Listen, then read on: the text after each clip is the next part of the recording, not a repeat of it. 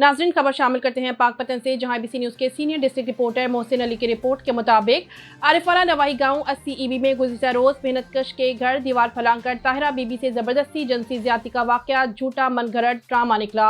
असल हकाइक कुछ और निकले। 1.5-2 लाख की डील ना हो सकी। चक नंबर 80 ईबी के रिहायशी लोगों ने बताया कि मुखालफिन मोहम्मद वकास ने ताहिरा बीबी के साथ मिली भगत पे ये झूठा ड्रामा रचाया। मोहम्मद रियाज जट ठेकेदार के 24,70,000 रुपए हड़प करने के लिए रचाया गया। गांव के लोगों ने गुफ्तगू करते हुए बताया कि गुज़िश्ता 2-3 दिन से साइला मुखालफिन के साथ मिलकर 2-3 लाख रुपए की डिमांड कर रही है, जो कि साइल मोहम्मद रियाज, कासिम अली, मोहम्मद शहबाज ने रकम देने से इनकार किया तो साइला ने टाउट माफिया को इस्तेमाल करते हुए अपना झूठा मुकदमा आरिफवाला थाना सदर में दर्ज करवा दिया।